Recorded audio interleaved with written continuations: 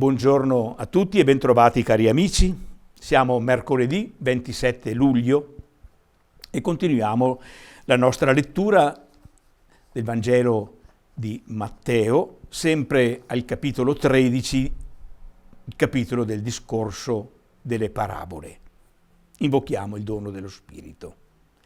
Vieni, Santo Spirito, riempi i cuori dei tuoi fedeli, accendi in essi il fuoco del tuo amore. Leggiamo il Vangelo di oggi, molto breve, dal capitolo 13, dai versetti 44 al versetto 46.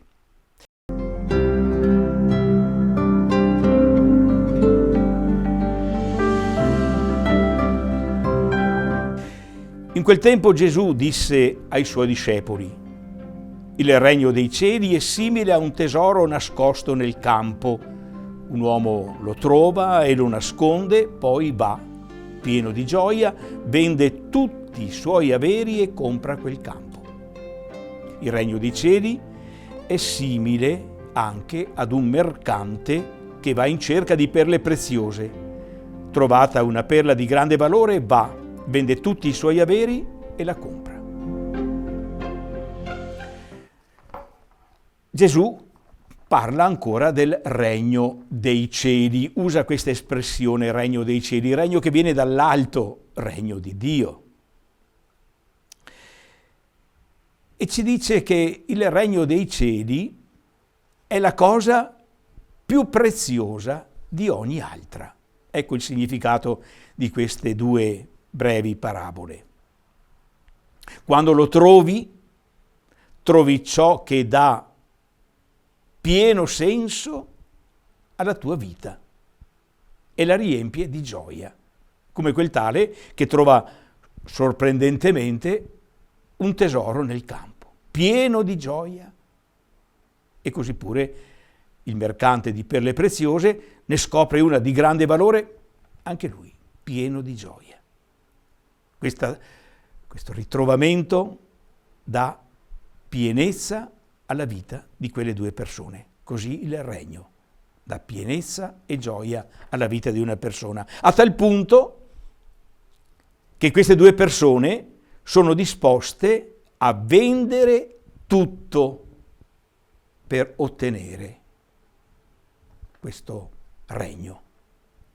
Vende tutti i suoi averi e compra quel campo. Vende tutti i suoi averi e compra quella perla preziosa.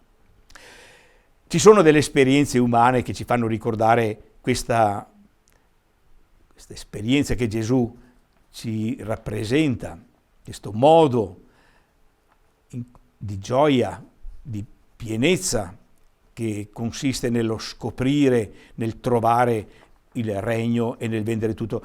Penso all'esperienza dell'innamoramento. Quando uno è innamorato, vende tutto pur di ottenere l'amore, l'attenzione, la compagnia della persona amata. Ma anche l'esperienza religiosa è così. Viene in mente il brano di San Paolo, la lettera ai Filippesi, in cui racconta la sua esperienza.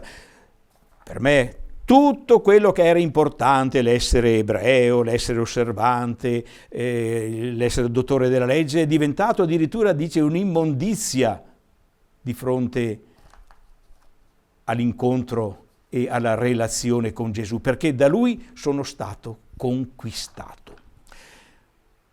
Essere conquistati dalla bellezza, dalla pienezza, dalla gioia che viene dall'aver scoperto il regno dei cieli. E questo di cui ci parla Gesù. Il regno dei cieli, sappiamo, non è una cosa, è una relazione. Il regno dei cieli è la signoria paterna e buona di Dio che ci libera da tutte le altre signorie che rendono schiava la nostra vita, signorie interiori, pensiamo ai nostri abitudini cattive, pensiamo alle nostre pulsioni, pensiamo ad altre signorie che tengono prigioniera la nostra vita. La signoria di Dio è una signoria liberante perché è paterna, perché è salvifica, perché apre speranza alla nostra esistenza.